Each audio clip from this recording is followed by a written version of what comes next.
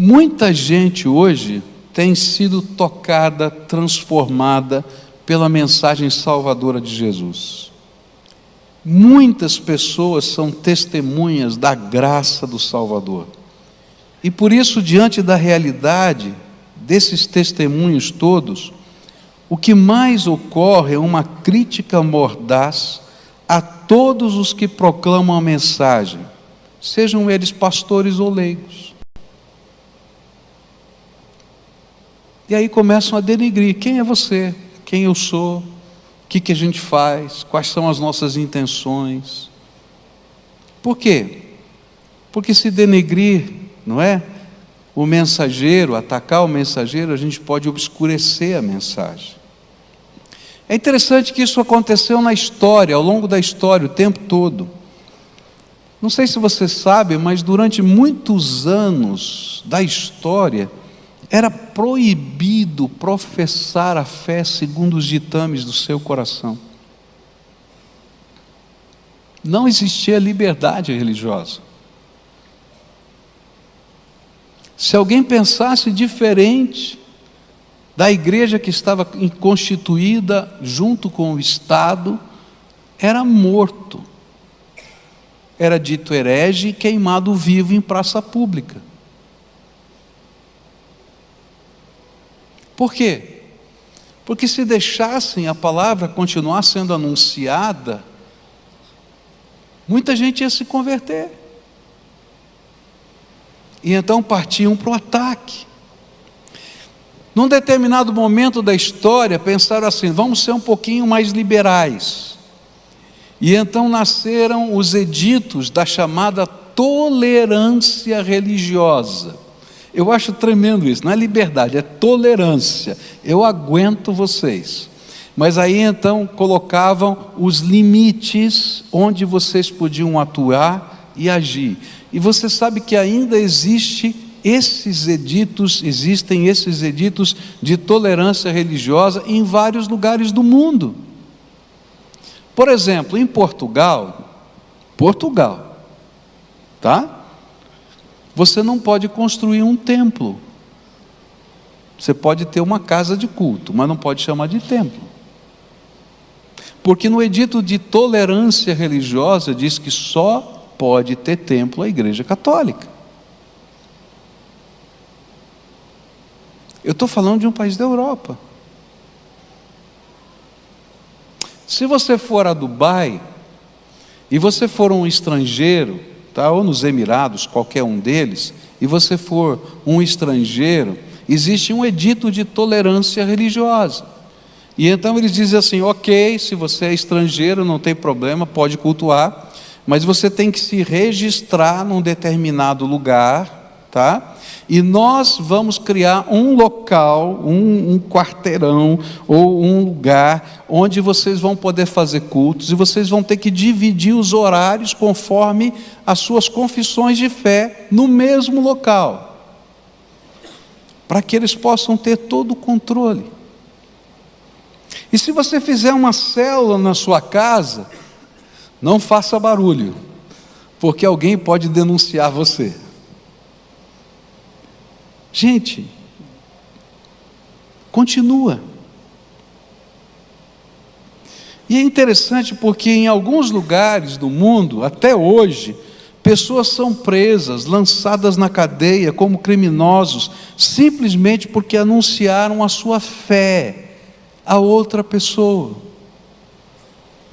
Nós temos um pastor que trabalhou cerca de 30 anos na Turquia, que está preso há 2 anos. Está vendo aí uma grande batalha aí política, né, entre Estados Unidos e Turquia por causa desse homem.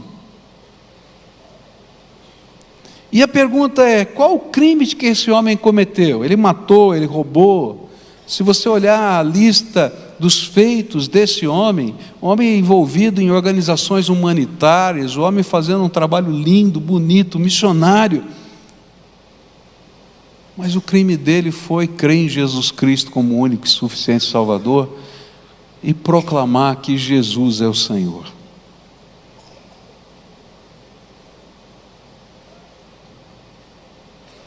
Mas isso não acontece só no meio da política ou dos países. Isso está acontecendo hoje, aqui nesse país. Quando, por exemplo, alguém se converte, e aí começam as brincadeiras jocosas dentro da casa pelos próprios familiares.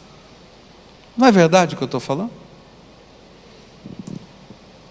E se não acontece frontalmente, acontece nos bastidores da casa, nas conversas entre os parentes. Sabe por quê? Porque a incredulidade na graça de Deus faz com que as pessoas que nela creem e anunciem os seus valores se tornem odiosos aos olhos de quem não crê nesta mensagem. Agora, isso não é novidade, Jesus já tinha falado sobre isso. Jesus disse em Mateus 10, versículos 16 a 22, escutem, eu estou mandando vocês como ovelhas para o meio de lobos. Sejam espertos como as cobras e sem maldade como as pombas.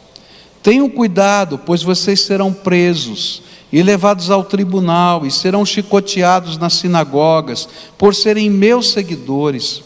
Vocês serão levados aos governadores e reis para serem julgados e falarão a eles e aos não-judeus sobre o Evangelho. E quando levarem vocês para serem julgados, não fiquem preocupados com o que deverão dizer ou como irão falar. Quando chegar o momento, Deus dará a vocês o que devem falar. Porque as palavras que disserem não serão de vocês mesmos, mas virão do Espírito do Pai de vocês, que fala por meio de vocês. Muitos entregarão os seus próprios irmãos para serem mortos. E os pais entregarão os filhos ficarão contra os pais e os matarão, e todos odiarão vocês por serem meus seguidores, mas quem ficar firme até o fim, será salvo. E de onde vem esse ódio?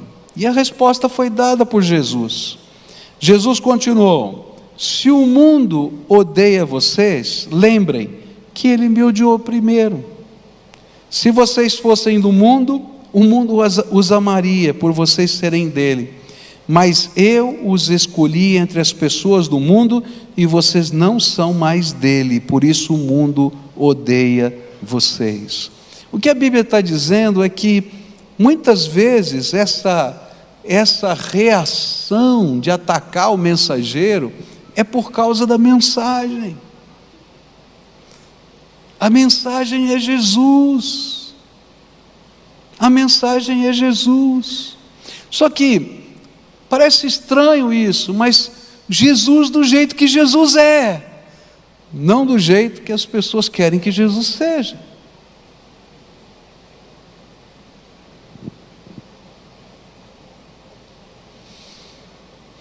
Jesus explicou que isso vai mudar quando a mensagem é aceita no coração. E aí João 15, 20 vai dizer assim, lembrem do que eu disse, o empregado não é mais importante do que o patrão. Se as pessoas que são do mundo me perseguiram, também perseguirão vocês. Se elas obedecerem aos meus mandamentos, meus ensinamentos, também obedecerão aos ensinamentos de vocês. Eles vão mudar. Quando a perspectiva muda, tira aqui a venda que estava obstruindo a luz, tira o irrelevante como argumento, e você deixa de ser odiável, porque a mensagem agora é aceita. E o grande ensinamento aqui é, olha, não adianta brigar com o mensageiro, porque quando você briga com o mensageiro, o que na verdade está acontecendo é que você está lutando contra a mensagem de Deus na tua vida. Deus tem usado pessoas, talvez na tua história de vida, para trabalhar o teu coração. E talvez você esteja lutando constantemente contra isso. Eu me lembro da minha avó orando pelo meu tio. Meu tio foi criado no Evangelho, hoje o meu tio é pastor, tá? Mas ele se tornou pastor já depois de idoso. Mas é interessante porque quando ele era jovem, ele foi criado a vida toda no Evangelho, e chegou no tempo da juventude, ele se afastou do Evangelho. E quando ele se afastou do Evangelho, a minha avó continuava falando do amor de Deus para ele, continuava orando por ele, não queria que ele saísse de casa sem que ela orasse, abençoasse, né, a saída dele. Ele andava de moto, ele gostava de moto, então a minha avó tinha muita preocupação com ele na moto. Então dizia assim: filha, você vai pegar a sua moto, eu quero orar por você. E aí então, eu era garotinho ainda, né, pequeno, e às vezes pegava a garupa da moto do meu tio, e ele na moto dizia assim: a tua avó é chata mesmo, hein? Barbaridade. Toda vez que eu vou sair de casa, ela tem que orar por mim por causa dessa moto, e não sei o que, e assim por diante e tal, e fazia vários comentários. E eu me lembro quantas vezes eu tinha depois já me convertido, e a vovó dizia: você precisa orar pelo seu tio, e eu dizia: tá bom, vou orar. E cada vez que a vovó falava qualquer coisa, nossa, parecia que era uma guerra. E eu estava lá, a vovó nem falou tanta coisa, ela simplesmente expressou na linguagem do amor de Deus a intercessão, o desejo que alguma coisa boa acontecesse com o seu filho. E é interessante como isso vai mudar na vida do meu tio. Ele se casa com alguém que não cria na mesma fé, uma família de uma jovem que tinha 6 irmãos, tá? Na verdade todas mulheres, 6 irmãs, eram 7 mulheres naquela casa. Eu imagino a fila do banheiro naquela casa, né? Onde tem mulher assim, né? Deve ser uma confusão, né? E aí então aquela situação e tal, e vai o casamento, e aí a mesma hostilidade do meu tio agora estava no coração da minha tia por afinidade. Que velha chata, está orando pela gente todo o tempo. Até o dia em que aconteceu algo terrível na casa da família dela. Uma das suas irmãs tentou o suicídio, e ao tentar o suicídio, entrou em parafuso toda a casa. O que aconteceu? Onde nós erramos? Por que essa menina fez isso? Tem tudo de bom. E aí o vazio da alma se demonstrou para todos eles. E aí toda aquela família começou a buscar Jesus, se converteram, toda a família, inclusive o meu tio. E dali em diante começou uma jornada. Quando ele se aposenta, ele se dedica ao ministério. Porque aquela semente que tinha sido plantada e hostilizada durante tanto tempo, agora tinha frutificado. Sabe, às vezes a gente está brigando com o mensageiro, mas na verdade o que nos machuca, o que nos irrita, é a mensagem. E a mensagem é que Jesus, o Filho de Deus, tem um plano para a nossa vida. Jesus, o Filho de Deus, é o único Salvador. E sabe, com essa mensagem não dá para brigar, você vai brigar com Deus. Com o mensageiro é fácil brigar, mas brigar com ele não dá não. E aí Deus tem os seus caminhos de trabalhar a sua revelação na nossa vida. Então, a grande lição que esse texto está ensinando para a gente é: olha, não adianta lutar contra o mensageiro, porque na verdade você está revelando que você está lutando contra Jesus. Deixa Jesus trabalhar a tua vida. A segunda coisa que eu quero dizer nessa noite é que um outro efeito da incredulidade é que a incredulidade, ela não apenas obstrui, não é, aquilo que é óbvio, mas ela obstrui a operação do sobrenatural de Deus na nossa vida. E olha só o que a Bíblia diz, verso 5: ele não pôde fazer milagres em Nazaré, a não ser curar alguns doentes, pondo as mãos sobre eles. E Mateus 13:58 ainda diz: e não realizou muitos milagres ali, por causa da incredulidade deles. O que aconteceu lá em Nazaré? Será que era um problema no poder? Será que faltou poder em Jesus para fazer milagre? Não. O problema foi o propósito. Se a gente estudar na Bíblia, vai descobrir qual é o propósito dos milagres. A Bíblia nos ensina que os milagres se revelam para atestar a verdade. Mas se você já decidiu rejeitar a verdade, então não adiantam milagres.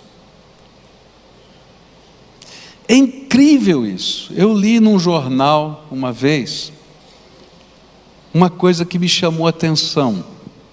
Um articulista do jornal dizia assim: só creio em cura divina. Esse cristão, só creio em cura divina quando Deus curar cárie de dente. Quero ver Deus curar cárie de dente. Passaram-se os anos, e esse mesmo articulista, ele agora vai escrever, porque houve um movimento, aconteceu isso no Brasil, eu conheci pessoas que viveram isso, que Deus fez restauração nos dentes. Foi um movimento chamado Dente de Ouro, parecia um dente dourado. Eu tive um amigo muito chegado meu, querido, íntimo, que viveu esse milagre. E esse mesmo articulista dizia assim: não creio na restauração dos dentes. Por quê, queridos? Porque quem já decidiu não crer, pode ver o milagre que for. Pode ver o milagre que for, que não vai mudar de ideia. Vai achar uma explicação para qualquer milagre. E aí então o Senhor está dizendo isso: olha, o propósito do milagre é atestar a fé, atestar os atos de Deus. Agora, se você já decidiu que você não quer, não tem necessidade de milagre. E foi por isso que Jesus disse o seguinte, em Mateus 7, verso 6: não deem para os cachorros o que é sagrado, pois eles se virarão contra vocês e os atacarão. Não joguem as suas pérolas para os porcos, pois eles as pisarão. Por isso que em Nazaré só uns poucos milagres foram feitos. Querido, se você já decidiu não crer, ninguém vai convencer você, nem o poder de Deus.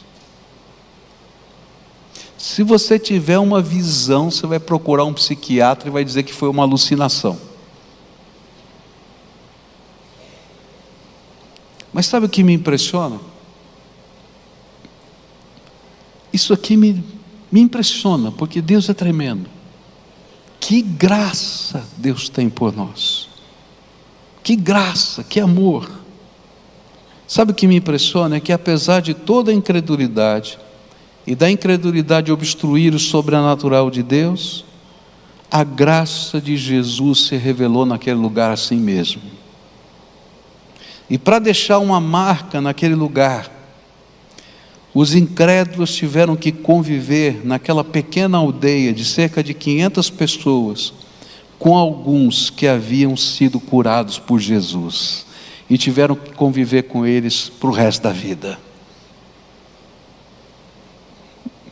E eles estavam naquela comunidade como uma centelha da luz de Deus no meio da escuridão da incredulidade. É isso que eu tenho visto até hoje. Centelhas da graça de Jesus em meio a um mundo cético. Mas há outra coisa tremenda aqui.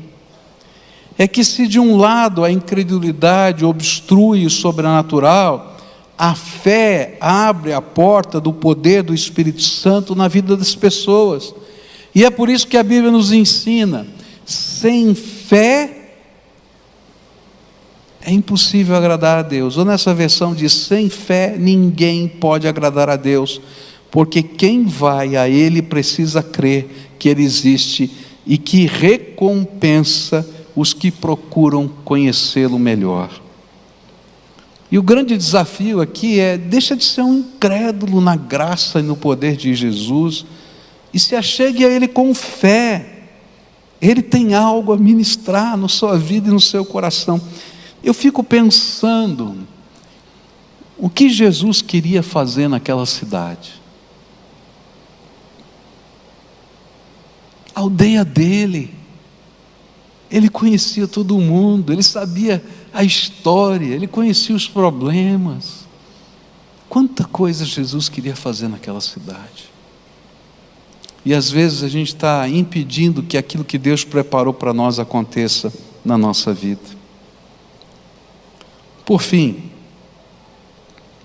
a incredulidade fecha a porta da graça de Deus na nossa vida. Não é só do milagre, mas fecha a porta da graça de Deus na nossa vida. E o Evangelho de João, capítulo 3, verso 36, diz assim: por isso quem crê no Filho tem a vida eterna. O que todavia se mantém rebelde contra o Filho, não verá a vida, mas sobre ele permanece a ira de Deus. E foi exatamente isso que nos ensinou o apóstolo João ao dizer: por isso, quem crê no Filho tem a vida, quem não crê, permanece na ira. Se depois de toda a revelação, todo o amor, todo o sacrifício da cruz, toda a operação do Espírito Santo, todo o testemunho que já experimentaram, dos que já experimentaram a graça de Deus, você continua com o coração endurecido, então o que sobra para você? O julgamento. É isso que a Bíblia ensina. Tem gente que não gosta que a gente fale disso, mas é verdade, é isso que está nas Escrituras. E julgamento eterno, não temporário. Por quê? Porque a gente está pegando o mais precioso de Deus e jogando fora.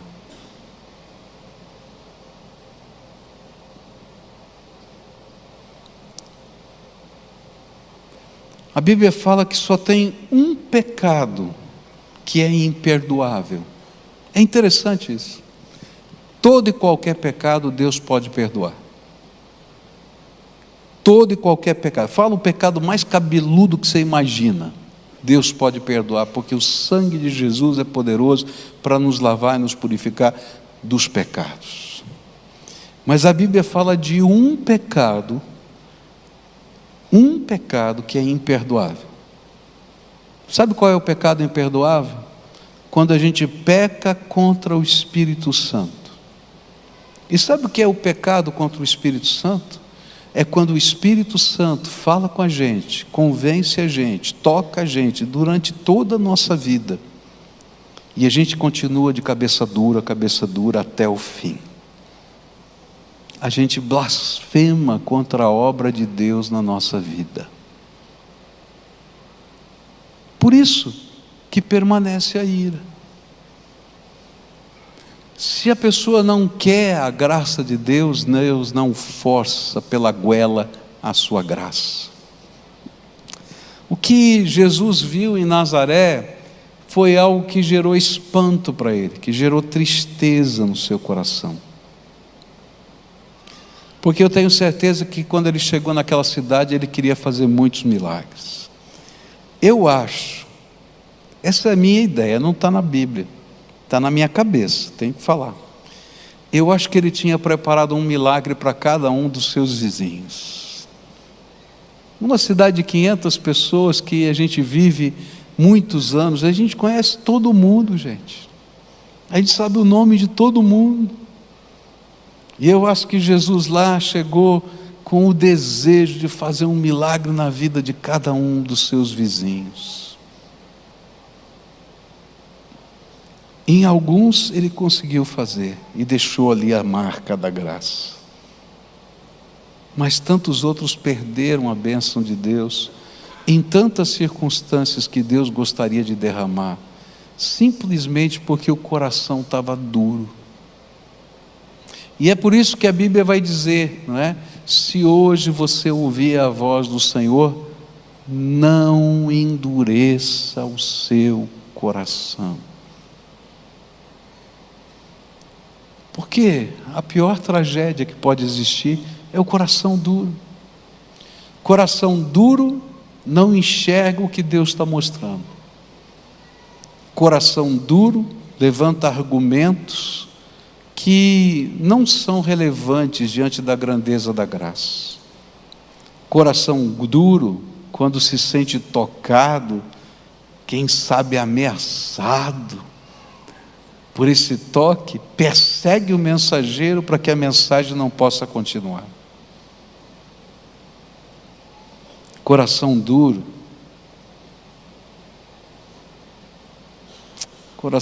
às vezes está dentro da gente,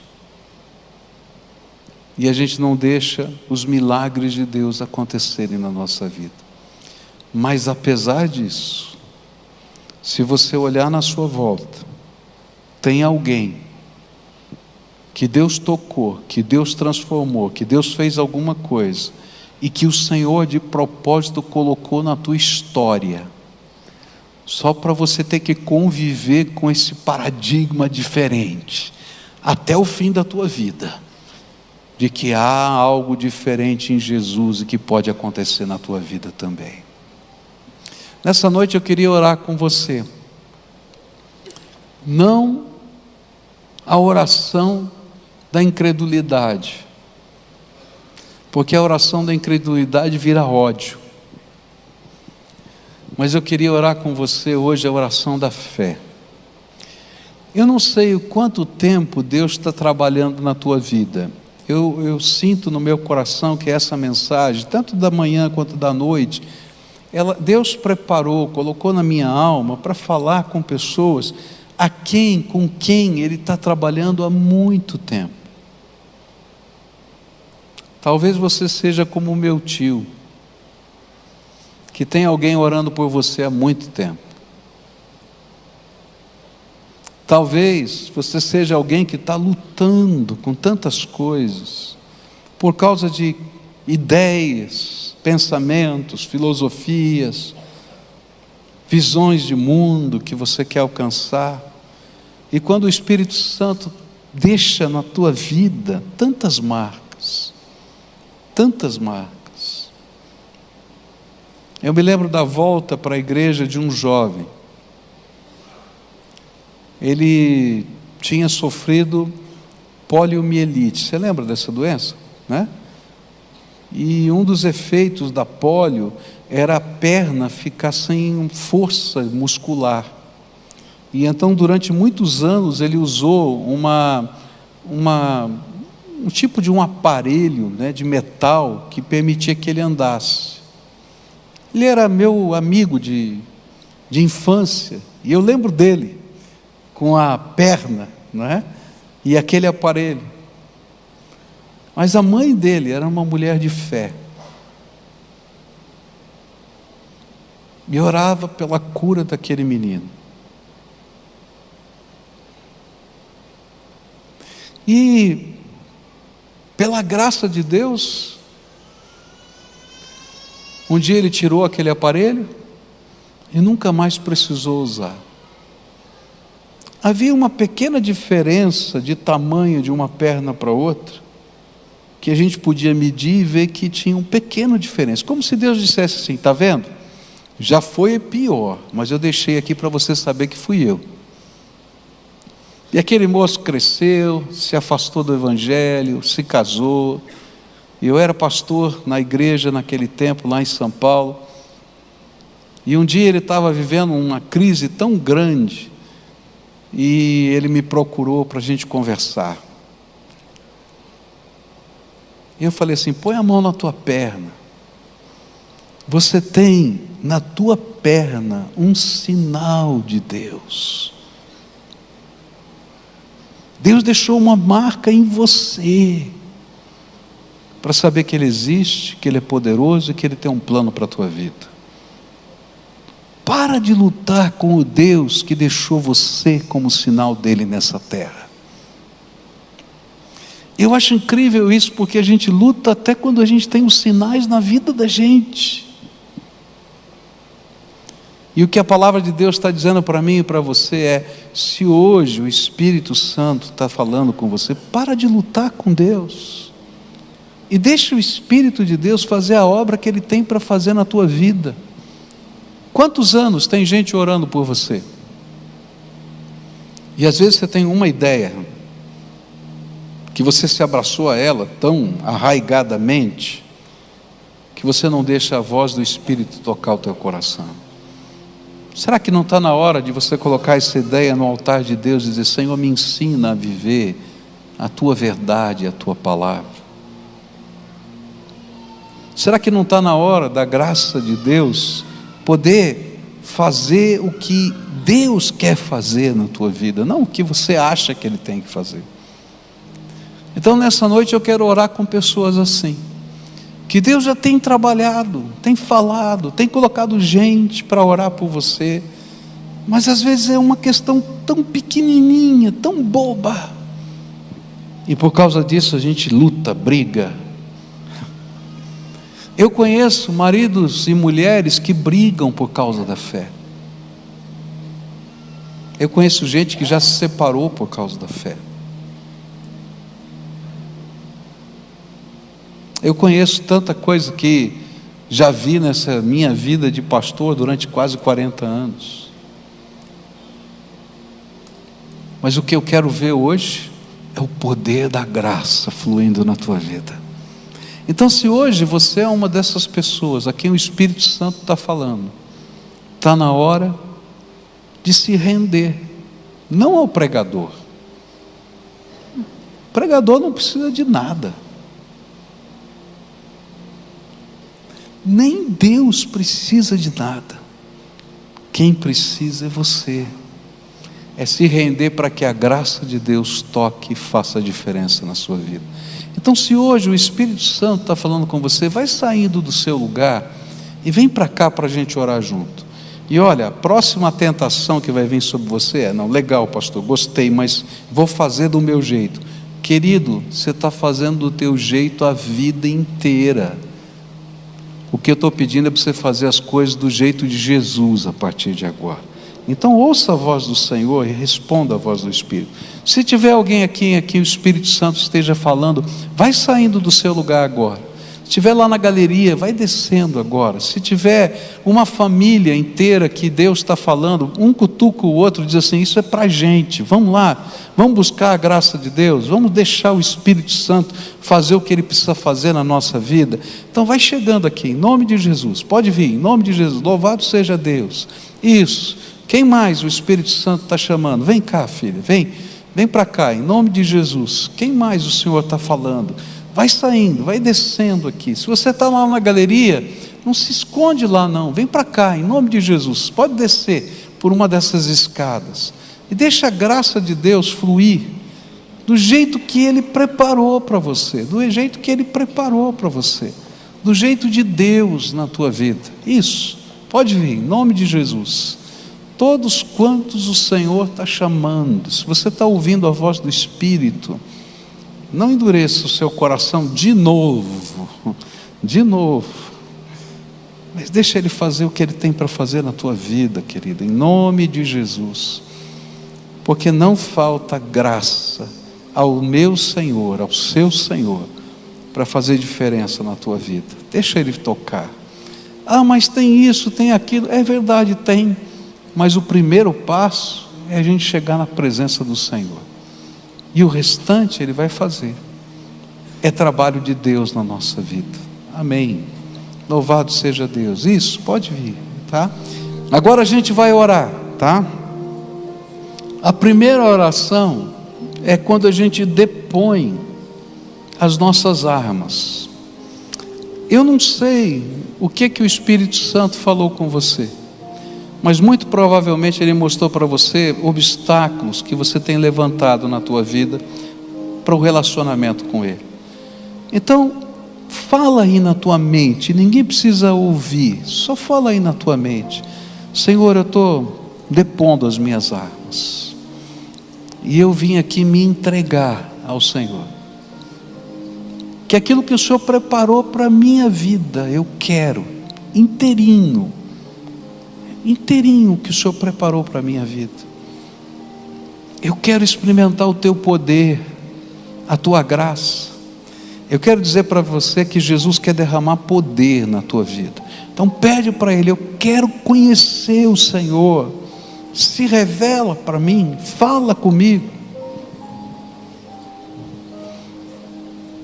e que possa eu viver a minha experiência com o Senhor. Eu quero viver a minha com o Senhor. Agora eu quero orar por você. Pai querido, em nome de Jesus, estão aqui os teus filhinhos, amados, preciosos. Quanto tempo o Senhor tem demonstrado amor por eles?